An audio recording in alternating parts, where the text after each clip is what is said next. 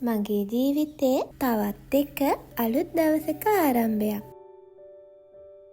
ඉතින් අද තමයි සිංහල හින්දු අලුත් අවුරුද්ද උදා වුණේ ලස්සන දවස. අලුත් අවුරුද්ද උදාවෙන් පස්සේ ඔන්න ඉතින් දැන් අපි මේ ආහාර පිසීමේ නැකටටයි සූදානම. ඉතින් අපේ පුංචි ලිපත් අවුලුවගෙන කිරි ටිකක් උතුරව ගන්න තමයි මේ හදන්නේ.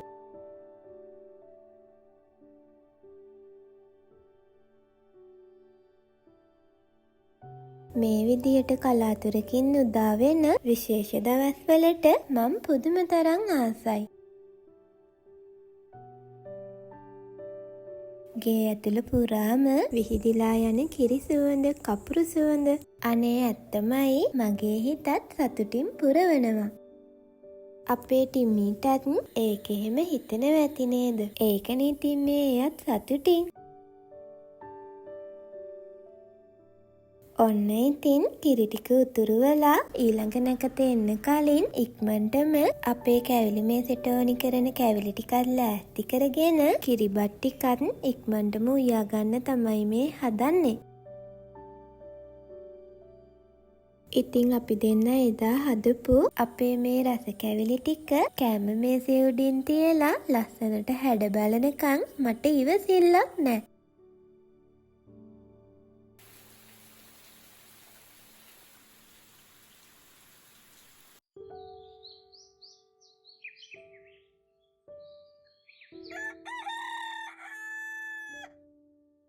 ඔන්න ඉතින් අපේ කිරිබත් ටිකත් මේ වෙනකොට හදාගෙන ඉවරයි.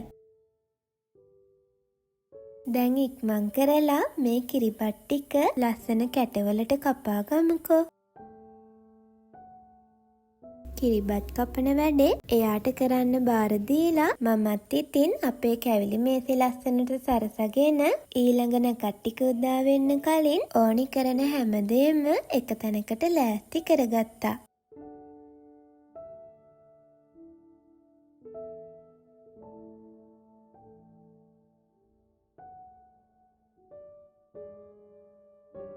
ඔන්න ඉතින් අන්තිමට අපේ අවුරුදු කැවිලි මේසේ මම ලෑස්ති කරගත්තේ මෙන්න මේ විදිහට.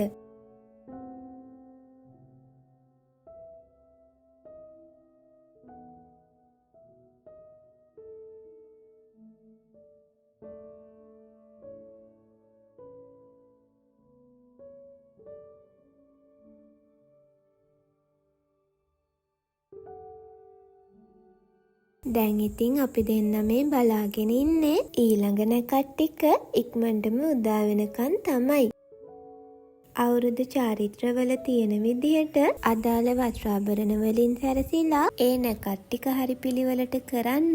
ඒ වගේම ආහාර අනුභවය කරන නැකතෙනකන් නොනගත වෙලාවට කෑම කන්නේ නැතුව ඉන්න. Tamanට පුළුවන් විදිහට පුංචිවට හරි රස කැවිලි මේසයක් හදන්න. ඉතින් මං විශ්වාස කරන දෙයක් තමයි අපේ මේ සංස්කෘතික සිරිත් විරිත් අපි විසින්ම ඉදිරියටත් පවත්වාගෙන යන්න ඕනේ කියන එක.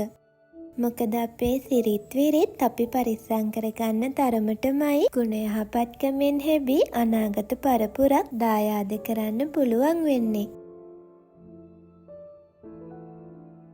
අපි වැඩිපුර හිතුවේ නැති වුණාට ඔයගොල්ලෝ දන්නවද මේ අවුරුදු කාලේ පුරාවටම අපි කරන අවුරුදු ක්‍රීඩාවකින් පවා අපේ ජීවිතවලට යමක් කියලා දෙනවා කියලා.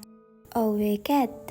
ඉතින් ඒ දේවල් සතුටින් කරනවා වගේම වැඩිහිටියන්ට ගරු කරන එක, යුතුයකම් වගකීම් හරියට ඉටු කරන එක, පවුලක තියෙන්නම ඕනි සමගිය එකමුතුකම. ඉතින් අපි මේ දේවල් තේරුම් අරගෙනම අපි අපේ අවුරුදු දවස් ටික ගොඩක් සතුටින් සමරමුකෝ.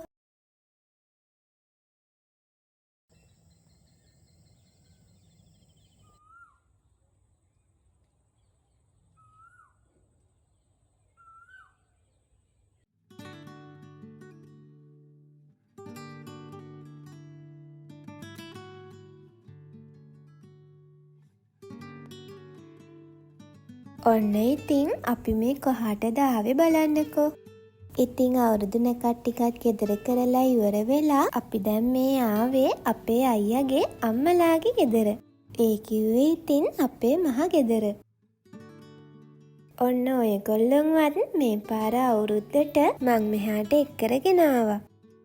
අපේ අම්මටත් ඉතින් අපි දෙන්න මහගෙදර එන දවස්වලට එයාට නම් ඊට වඩා වෙන සතුටක් නැති තරම්. මොකද එයා ඒ තරම් ආසාවෙන් තමයි අපි දෙන්න එනකම් බලාගෙන ඉන්නේ.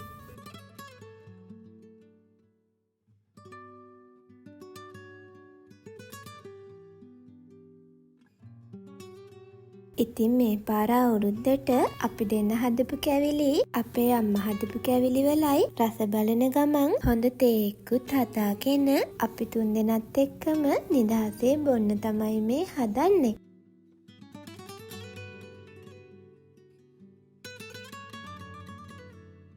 ඉතින් අපි පවුලේ අයගෙන් වෙන් වෙලා වෙනම ගෙදරක ජීවත් වුණත් හැම දරුවෙකුගේම හිතට දැනෙන ලොකුම සතුට තමන්ගේ අම්මා තාත්තා බලන්න යන ඒ ලස්සන දවස කීවොත් මං හිතනවා මං හරි කියලා.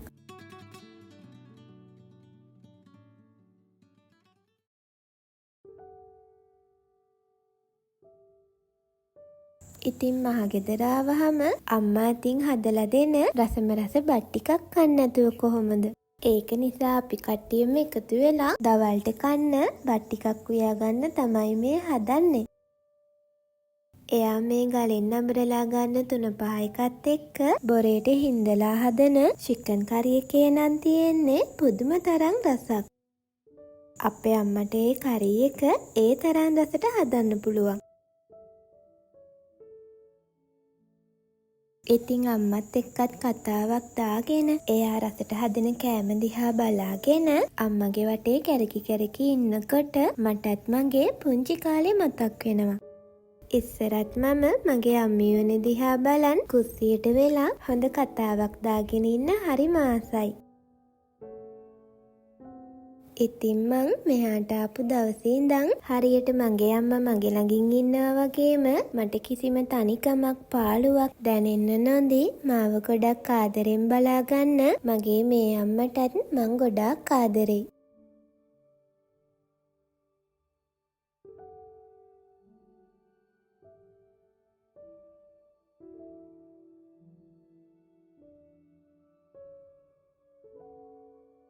ඉතින් අද ඉර බෑගෙන යන වෙලාව එනකම්ම අපේ අම්මත් එක්ක මහගෙදරට වෙලා ගොඩක් සතුටින් කාලය ගත කරා. දැන් ඉතින් කරුවල වැටෙන්න කලින් ඉක්මනටම ගෙදර යන්න ඕනි. මොකද අපිට හෙට පාන්දරින්ම තවත් දුර ගමනක් යන්න තියෙනවා.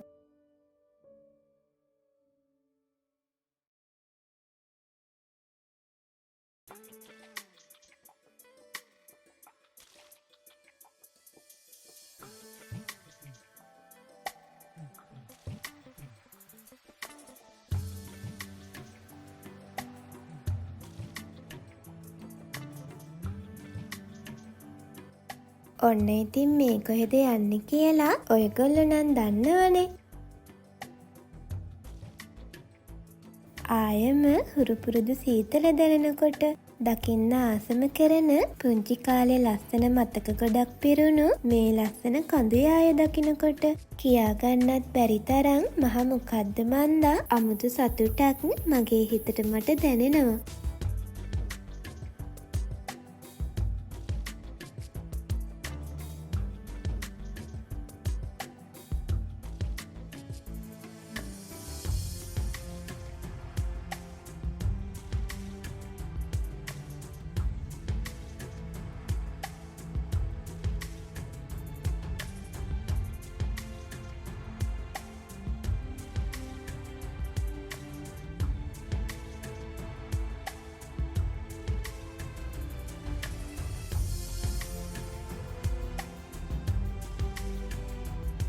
අනේ මන්ද ඇත්තමයි මම මේ පරිසරයට පුදුම තරම් ආදරෙයි. මම පුංචි කාලේ හැදුනේ මේ හුන්නස්ගිරිය කියන ලස්සන ගම නිසාද මන්දා මම මේ පරිසරයට මෙච්චරටම ආදරේ කරන්නේ. ඔව් මං එච්චරටම ආදරෙයි.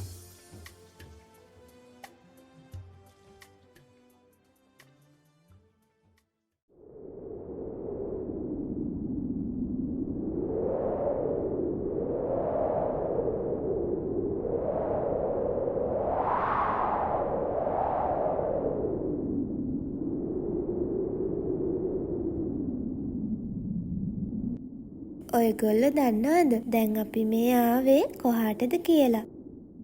ඉස්සර මගේ අම්මී අප්පච්චි මේ පන්සලට යටිපැත්තෙන් පුංචි කඩයක් කරගෙන ගියා. ඒ කාලේ අපි හිටියේ පුංචි කුලී ගෙදරක. ඉතින් අපේ ඉස්කෝලේ අරුණ ගමම්ම මගේ සායන් ටිකයි චිත්‍රපොතයි උස්සගෙන මම දුවගෙන එන්නේ මෙන්න මේ පන්සල ළඟට තමයි.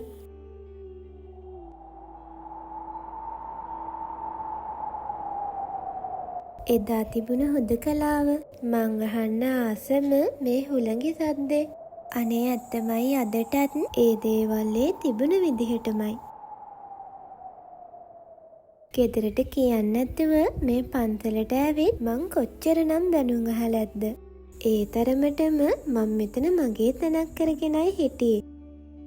අපි හැමෝගෙම ජීවිතවල තියෙනව නේද කවදාවත්ම අමතක වෙන්නේ නැති අපේමයි කියලා හිතෙන් මවාගත්ත ලෝකයක්. හරියට මගේ පුංචි කාලේ ඒ පන්සල මගේම කරගෙන හිටියා වගේ.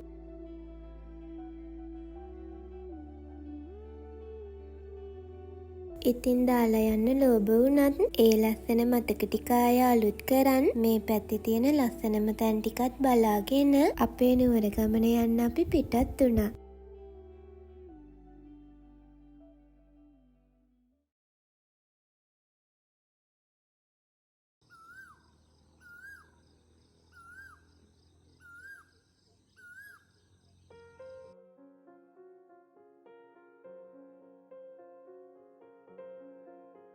තවත් එක අලුත් ලස්සන දවසක ආරම්භයක්. ඔන්න ඉතින් අද නම් අපේ උදේ තේක බොන්නේ මගේ ආදරණීය පවුලේ අය එක්ක. ඉතින් මම මේ වගේ දවසක් එනකන් කොච්චරනම් ආසාවෙන් බලන් හිටියද?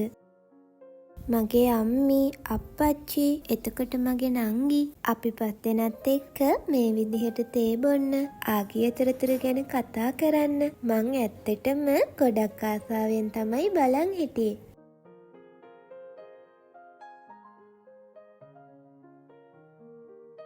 ඉතින් උදේ තේ එකත් බීලා ඉවර වෙලා මායි නංගි මේ පහලට ආවේ අප්පච්චිත් එක්ක අපේ මිදුල අතුගා ගන්න. ඉතින් හැමදාම උදේට අපේ අප්පච්චි මේ විදිහට අපේ අම්මිට මිදුල අතු ගාලා දෙනවා.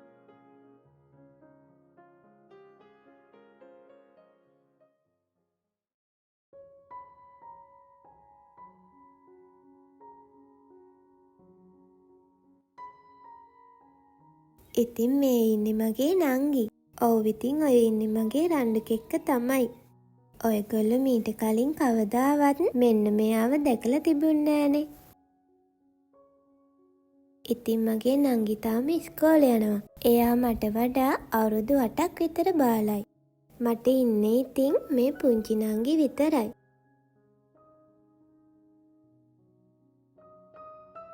මමත් ඉතින් හරි කලාතුරකින් අපේ ගෙදර එන්නේ. ඉතින් මං ආව දවසට එයා ඉන්නෙත් හරි සතුටින්. කොච්චර වුණත් පුංචි කාලේ අපි දෙන්න එකටමනේ හැදුනේ. ඉතින් දැන් අපි දෙන්න මෙහෙම ඉඳලා ආයෙම මම ගෙදර ආවහම මට මගේ නංගිව ගොඩාක් මතක් වෙනවා. ඒ දවස්වල වැඩිය හිතුවේ නැති වුණාට අපි ටිකක් ලොකු වෙලා අපේ අනාගතය වෙනම හදාගන්නකොට අපේ දෙමව්පියන් ළඟ ගත කරපු ඒ ලස්සන මතක, එයාලගේ ආදරේ, අපි වෙනුවෙන් එයාලා කරපු කැපකිරීම. ඉතින් මේ දේවල් අපිත් වෙනම පවුලක් විදියට ජීවත් වෙනකොට එයාලා ළඟ නැති අඩුව අපිට කොච්චරක් නම් දැනෙනවද? ඉතින් මම මේ ගෙවිලා යන හැම තප්පරයකටම පුදුම තරම් ආදරෙයි. මං හරි ආසාවෙන් හිටියේ මගේ අම්මි අතින් හදන රසබත් කටක් කන්න. ඉතින් මං කොච්චර ගෙදරේවත් මගේ අම්මලා දෙන්න තරම් රසට කෑම හදන්න නම් ඇත්තටම මට තේරෙන්නේ නැහැ. ඒ දැනෙන රස ගැන කියන්නත් ඇත්තටම මම දන්නේ. මොකද ඒ තරමටම මේ කෑම පුදුම තරම් රසයි.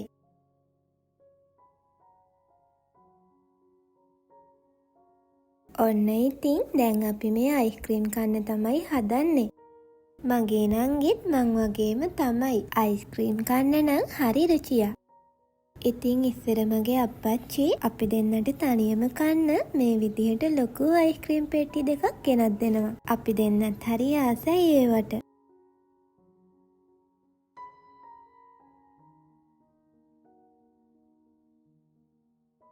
අපි මේ හිටපු දවස් ටිකට කාලය හරි ඉක්මනටම ගෙවිලා ගියා.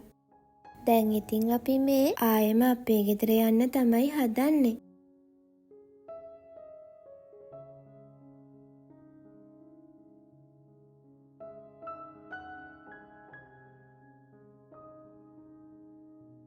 මගේ හිතට නම් ගොඩක් දුකයි තමා. ඒ වුණාට අපිට යන්නම සිද්ධ වෙනවනේ.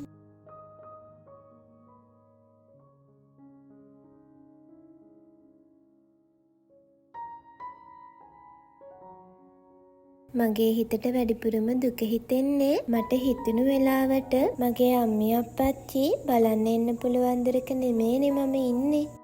ඉතින් හැමෝමත් එකට සතුටින් ඉඳලා මේ විදිහට ආයෙම ගෙදර යනකොට කියා ගන්නවත් තේරෙන්නේ නැති මහා අමෝතු පාළුවක් මට දැනෙනවා.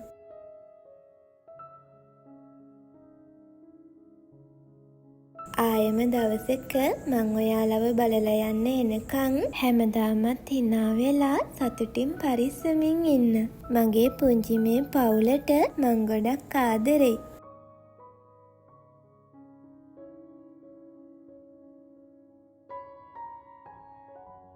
මගේ හිත වගේම මේ පරිතරයත් චුට්ටක් විතර පාළුවට ගිහින් තිබුණට ටික වෙලාවකට මට මෙතෙන්ට වෙලා ඉන්න හිතුණා. එහෙනම් අදට ගිහින් එන්නම්. ඔයාලත් සතුටින් පරිස්සමින් ඉන්න.